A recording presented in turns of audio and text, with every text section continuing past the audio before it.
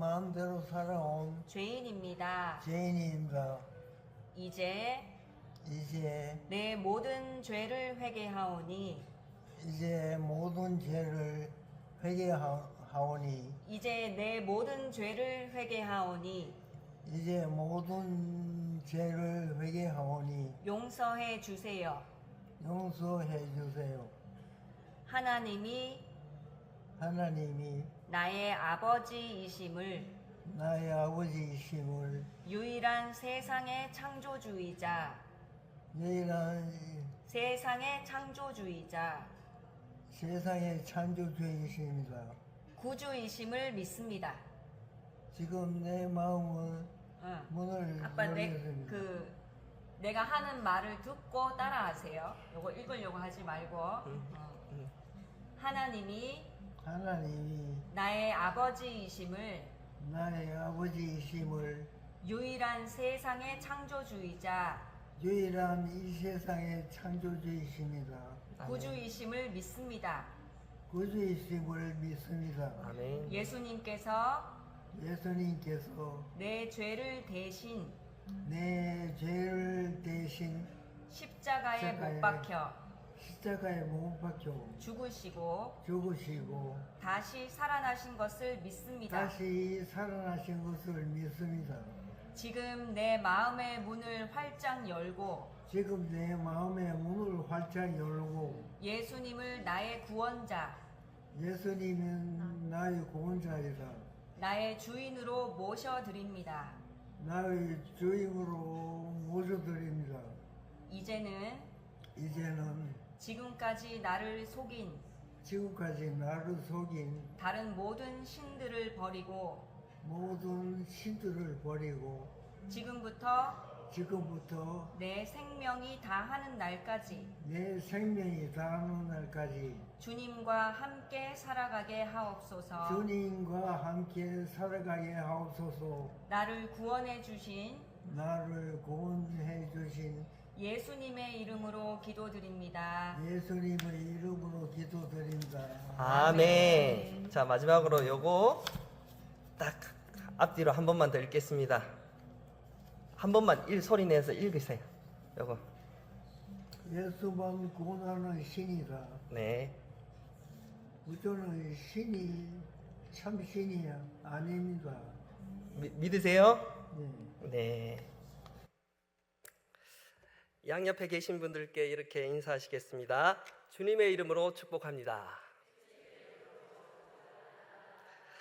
예수님만이 우리의 구주이십니다. 조금 전 함께 본 영상은 작년 7월에 등록하신 일교구의 새신자분이십니다. 최근에 친정아버님을 전도하신 후 우리 교회에서 세례를 받기 원하셔서 저와 교과 권사님과 함께 영접신방을 다녀왔습니다. 사실 이 영접신방을 다녀오기 전에 제 마음이 매우 무거웠습니다. 조금 전에 영접하신 어르신께서 그렇게 보이지 아니하시지만 올해로 92세의 나이이십니다. 그래서 혹시 인지에 문제가 있으셔서 그저 형식적으로 예수님 영접 기도문을 읽고 끝날까 봐 매우 두려운 마음으로 다가갔습니다. 그러나 감사하게도 예수님을 진정성 있게 잘 영접하는 은혜가 있었습니다. 모든 영광 주님께 올려드립니다.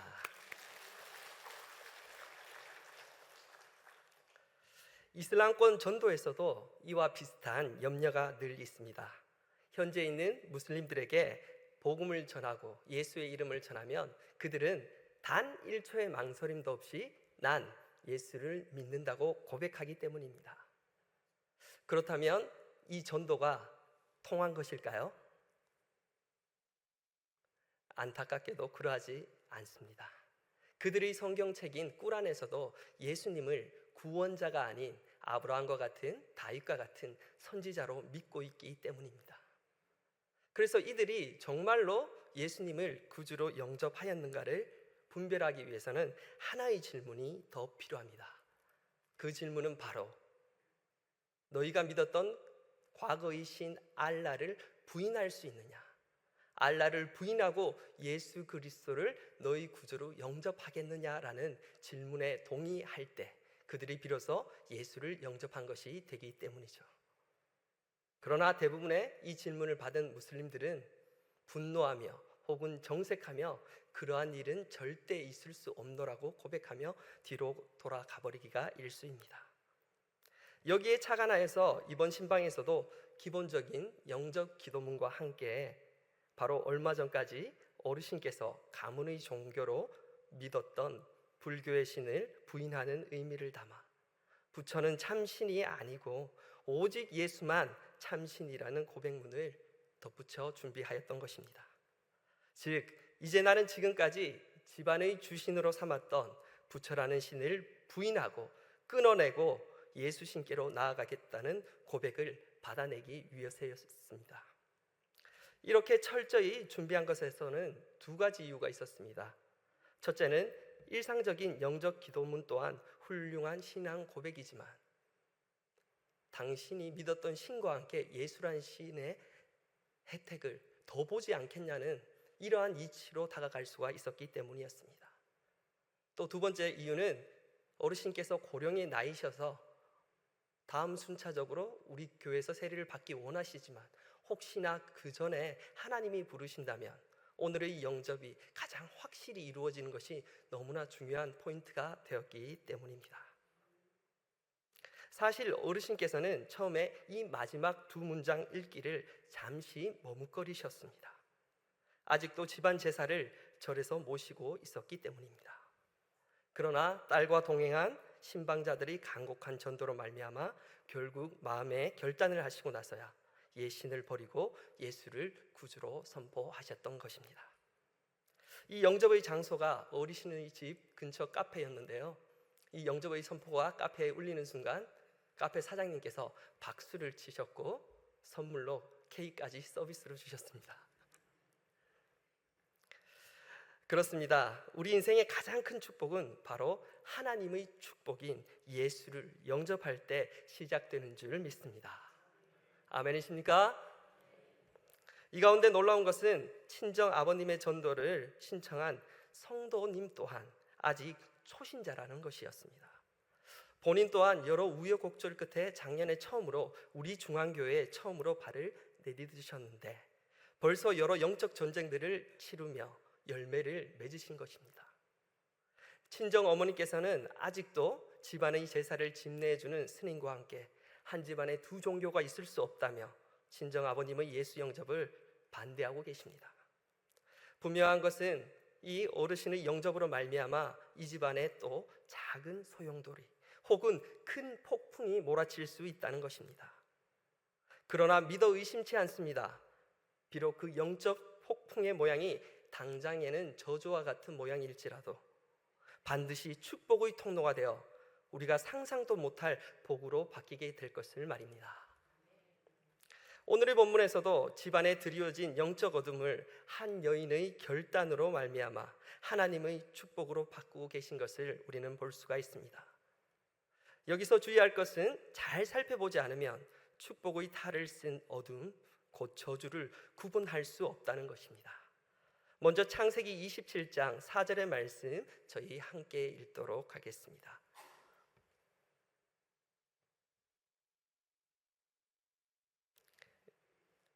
제가 읽어드리겠습니다. 내가 즐기는 별미를 만들어 내게로 가져와서 먹게 하여 내가 죽기 전에 내 마음껏 내게 축복하게 하라. 아멘. 너무나 좋은 말이죠. 누군가를 축복한다는 것, 그 누구에게도 해가 되지 않는다는 뜻입니다. 우리 양옆에 계신 분들께 다시 한번 축복했으면 좋겠습니다. 축복합니다.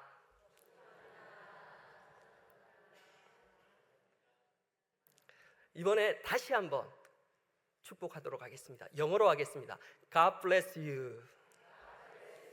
한국어로 주님의 이름으로 축복합니다.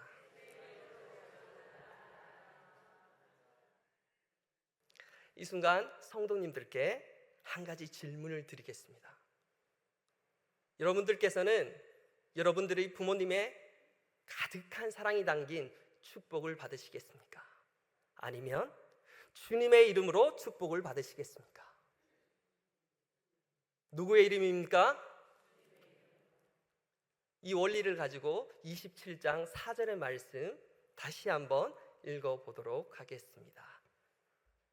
내가 즐기는 별미를 만들어 내게로 가져와서 먹게 하여 내가 죽기 전에 내 마음껏 내게 축복하게 하라. 이제는 오늘 본문에 나타난 이삭의 축복에서 무엇이 잘못되었는지 보이고 들리실 줄 믿습니다. 제사장 민족으로 거룩하게 선별된 하나님의 백성이 자신의 자녀를 하나님의 이름이 아닌 자신의 이름으로 축복하여 버린 것이죠. 이는 오히려 자식에게 하나님의 축복이 오는 것을 막는 저주가 될 수도 있다는 뜻을 포함하고 있습니다. 더 놀라운 것은 믿음의 조상이라 불렸던 아브라함과 함께 자신의 생명을 하나님께 바쳤던 순종의 사람 이삭이 이러한 실수를 하였다는 것입니다. 그 이유가 본문 27장 1절과 2절에 나타나 있습니다. 창세기 27장 1절과 2절의 말씀 저희 함께 읽도록 하겠습니다. 이삭이 나이가 많아 눈이 어두워 잘 보지 못하더니 맏아들 에서를 불러 이르되 내 아들아 하매 그가 이르되 내가 여기 있나이다 하니 이삭이 이르되 내가 이제 늙어 어느 날 죽을는지 알지 못하니. 1절의 말씀에 이삭의 눈이 어두워졌다고 표현하고 있습니다. 나이가 들어 눈이 어두워지는 것은 너무나 당연한 이치입니다. 그러나 우리는 이 시점에서 기억해야 될 것이 한 가지 있습니다. 성경은 항상 육체의 상황과 더불어 영적인 상태 또한 함께 다루고 있다는 것을 우리는 기억해야 합니다. 히브리 문학의 표현에서 눈이 어두워졌다는 것은 영적인 분별력이 떨어졌음을 암시하고 있기 때문입니다. 이를 증명하듯 자녀들의 영적인 타락에 침묵하고 방관하였던 사무엘의 스승 엘리 제사장을 향하여서도 성경은 그의 눈이 어두웠다고 표현하고 있습니다. 또 열왕기상 14장에서는 북이스라엘의 첫 왕 여로보암의 자신의 아들이 죽을 병에 걸리게 되자 육체적 눈이 어두워진 남유다의 선지자 아히야에게로 아내를 몰래 보냅니다. 그런데도 아히야 선지자는 육체의 눈이 상하였음에도 불구하고 밝았던 영의 눈으로 그가 여로보암의 아내임을 단번에 알아챈 내용이 기록되어 있습니다. 이러한 기록들로 보아 오늘 본문에 등장하는 이삭의 상태는 육체의 눈과 영의 눈 모두가 동시에 어두워졌다고 볼 수 있겠습니다. 먼저 자신의 아들 둘을 구분하지 못하였기에 육적인 시력이 상실되었다고 볼 수 있겠습니다. 또 자녀를 하나님의 뜻이 아닌 자신의 뜻으로 축복한 것으로 보아 영적인 눈 또한 가려졌음을 알 수가 있습니다. 이를 증명하는 본문이 바로 창세기 26장 34절과 35절의 말씀입니다. 에서가 40세에 헷 족속의 부엘의 딸 유딧과 헷 족속 엘론의 딸 바스마스를 아내로 맞이하였더니 그들이 이삭과 리브가의 마음에 근심이 되었더라. 그렇습니다. 이삭의 영적인 눈이 건강하였을 때에는 장자 에서의 삶이 근심이 되었다고 본문은 이를 명확하게 기록하고 있습니다. 그 이유는 하나님을 믿지 않는 헷 족속의 이방 여인과 결혼하였기 때문이라는 증언과 함께 말입니다. 아브라함은 이 가나안의 주요 세력이었던 헷 족속과 결혼하지 않고 그 땅을 차지하기 위해서 자신보다 연약했던 세력이었던 헷 족속에게 몇 번이나 자신의 머리를 조아렸습니다. 그것도 척박한 산지의 땅 막벨라굴 헤브론을 말도 되지 않는 비싼 거액을 주고 사기 위해서 말입니다. 그 이유는 단 하나였습니다. 바로 가나안 그 약속의 땅에서 하나님의 뜻을 이루기 위해서였습니다. 이 믿음의 혈통을 잇기 위해 자신의 며느리 또한 헷 족속 가운데서 구하지 아니하였던 것입니다. 이러한 아버지 아브라함의 영성을 보고 자란 이삭이었으나 긴 병에 장사가 없다는 말과 같이 어느덧 이삭은 병들어 눈까지 보이지 않게 되었고 이제는 곧 죽음을 앞두고 있다는 것입니다. 그 순간 어둠이 드리웠고 이삭은 드디어 현실과 타협하기 시작하였습니다. 어쩔 수 없이 이삭은 장남 에서의 장점들을 생각하며 그를 축복하기로 결정하였던 것입니다. 이러한 인간적이고 세속적인 배경이 오늘의 본문 창세기 27장 4절의 잘못된 축복 선언으로 나타나게 되었던 것입니다. 그 내용 또한 하나님의 거룩하심을 담기는커녕 별미 곧 세상의 풍요가 중심이 되었습니다. 더불어 축복의 경계선 또한 자신이 정하겠다고 선포하였습니다. 내 마음껏 축복하겠다는 선포를 담았습니다. 상황이 이쯤 되니 별다른 희망이 보이지 않습니다. 그저 이삭의 집안은 이 죄에 합당한 심판을 받아야 될 것처럼 보이기 때문입니다. 그러나 놀랍게도 우리가 아는 바 이삭의 축복은 누구에게 흘러갔습니까? 에서입니까? 에서입니까? 야곱에게 흘러갔다는 거예요. 즉 너무나도 감사하게 인간적 계획이 아닌 하나님의 선하신 뜻이 승리하였다는 것이죠. 결국 사람의 축복은 하나님의 축복을 이길 수 없었던 것입니다. 할렐루야. 그런데 성경은 말하고 있습니다. 야곱은 장막에 거주하는 그저 조용한 성정의 사람이었다고 말입니다. 도대체 야곱은 어떻게 자신의 성정을 거슬러 가면서까지 기울어져 가는 믿음의 불씨를 다시 살릴 수 있었던 것일까요? 이 비밀을 가장 함축적으로 잘 나타내주는 성경이 창세기 27장 12절에서 13절 말씀입니다. 화면에 나오실 때 함께 읽도록 하겠습니다. 아버지께서 나를 만지실진대 내가 아버지 눈에 속이는 자로 보일지라 복은 고사하고 저주를 받을까 하나이다. 어머니가 그에게 이르되 내 아들아 너의 저주는 내게로 돌리리니 내 말만 따르고 가서 가져오라. 아멘. 그렇습니다.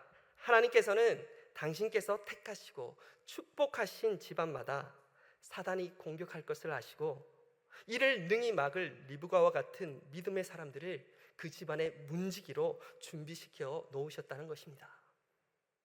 이러한 문지기들의 특징이 있습니다. 자신들의 집안이 평안할 때는 아무것도 하지 않는다는 거예요. 마치 있는 듯 없는 듯 살아갑니다. 그러나 축복이 아닌 저주의 길로 자신의 집안이 일어나거나 달려가는 순간 그동안 비축해 놓은 자신의 모든 영성을 쏟아내어 그 저주를 자신이 감당해 버리는 것이죠. 즉 십자가를 지며 자신의 집안에 쓰러진 죽은 사망한 영성을 다시 부활시켜 버린다는 것입니다. 즉 하나님께서는 이삭에게 약속하신 그 약속을 지키시기 위하여 그의 영적인 눈이 쇠퇴할 때까지 그러한 상황에까지 모든 것을 예비해 놓으셨다는 것입니다. 이것이 바로 은혜입니다. 이 은혜는 도저히 피할 길이 없다는 것이죠. 하나님께서는 이토록 우리에게 은혜 내려주시기를 간절히 원하시는 사랑의 하나님이신 줄 믿습니다. 그리하여 하나님께서는 리브가를 먼 땅에서 아브라함의 집으로 부르실 때부터 훈련을 시키시며 데려오셨습니다. 그 훈련은 바로 히브리서 11장 1절의 믿음의 훈련이었습니다. 11장 1절 말씀 우리 함께 한 마음으로 읽도록 하겠습니다. 믿음은 바라는 것들의 실상이요 보이지 않는 것들의 증거니. 아멘. 리브가는 어떻게 아브라함의 집으로 시집오게 되었죠? 리브가는 아브라함과 이삭의 얼굴조차 보지 못했다는 거예요. 그러한 가운데 그들의 청혼에 응답해야 하는 훈련, 곧 보이지 아니한 삶을 선택하는 훈련을 이미 받았던 것입니다. 그녀의 선택의 기준은 바로 창세기 24장에 잘 나타나 있습니다. 창세기 24장 26절에서 27절 말씀 저희 함께 읽겠습니다. 이에 그 사람이 머리를 숙여 여호와께 경배하고 이르되 나의 주인 아브라함의 하나님 여호와를 찬송하나이다. 나의 주인에게 주의 사랑과 성실을 그치지 아니하셨사오며 여호와께서 길에서 나를 인도하사 내 주인의 동생 집에 이르게 하셨나이다 하니라. 아멘. 리브가는 아브라함의 종 엘리에셀이 가져온 은금이 아닌 바로 하나님을 예배하는 모습을 보고 바로 아브라함의 집을 이삭의 아내 되기를 선택하였던 것입니다. 집안의 한 종의 영성이 이 정도라면 필시 그곳엔 하나님의 축복이 있을 것이라고 확신하였기 때문입니다. 그리고 그 결정은 하나님의 계획에 따라 오늘 본문에서 자칫 사라질 뻔하였던 축복의 역사를 다시금 돌이키는데 귀하게 쓰임을 받았던 것입니다.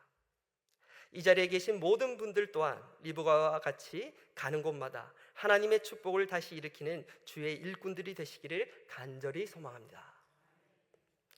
말씀을 맺습니다.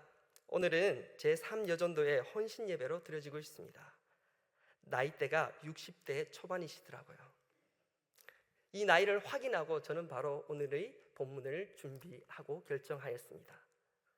바로 리브가가 하나는 해치웠고 하나는 남았기 때문입니다. 무엇이 해치워졌고 무엇이 남았죠? 자녀들의 결혼입니다. 즉 우리 3여전도회 정도 나이가 되시면 보통 2자녀를 가지고 계시고 한 자녀를 결혼시키셨고 다른 한 자녀가 남았다는 거죠. 오늘날 한국교회의 힘이 그 어느 때보다 약해지고 있습니다. 그 이유가 바로 가정들의 믿음이 연약해지고 있기 때문입니다. 특히 구약에서 그토록 언급되는 믿지 않는 자들의 결혼이 바로 우리 믿는 자들의 자녀들 가운데 시간이 갈수록 늘어가고 있기 때문입니다. 그러나 이 모든 것을 반전시킬 아직 결혼하지 아니한 믿음의 자녀가 남아 계시다면 이삭과 같이 현실에 타협하여 그에게 적당히 어울리는 배필을 선택할 것이 아니라 리브가와 같이 결단하며 어떠한 저주가 있다 할지라도 기도로서 싸우며 믿음의 배우자를 우리는 선택하여야 될 줄 믿습니다. 우리 시간 3여전도의 회원들만 저를 따라 고백하시겠습니다. 하나님, 어떠한 저주가 온다 할지라도 제가 받겠사오니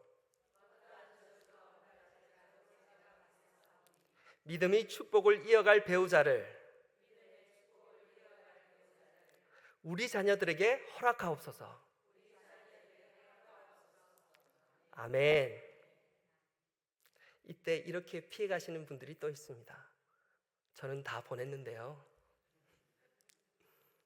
그러나 걱정할 필요가 없습니다. 그때 또 새로운 우리의 사역 대상들이 있습니다. 누구입니까? 손자와 손녀들이 있다는 거예요. 요즘 중앙전도대와 함께 전도를 나가면 100세 시대를 실감합니다. 2주 전에 황성공원에 나아갔는데요, 100세 어르신께서 다리를 꼬고 담배를 피고 계셨습니다. 이제 아직도 약 40년의 시간이 남아있다는 것입니다. 비록 갈수록 어두워져가는 시대이나 리브가 세대인 3여전도회의 기도와 결단이 있다면 리브가와 같은 집안의 영성을 다시 일으키는 며느리와 사위, 그리고 그들을 통해 세워질 다음 세대를 통하여 다가올 환난의 때에도 세상을 능히 이길 한국교회가 될 줄 믿습니다. 이 일에 결단하시는 우리 3여전도회 되시기를 제 이름이 아닌 주님의 이름으로 축복합니다. 그리고 이제 막 은퇴에 접어드시면서 살짝 딴 생각들을 하고 계시는 분들이 계시더라고요. 이제 좀 쉬어볼까 하고 말입니다. 눈을 크게 뜨시고 영안을 뜨시고 가문에 드린 세속적 축복의 그림자를 말씀의 검으로 배워내는데 집중하시기를 강력히 권면합니다.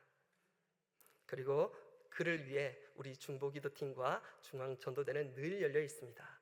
모두 다 등록하시길 바랍니다. 우리 함께 기도하시겠습니다.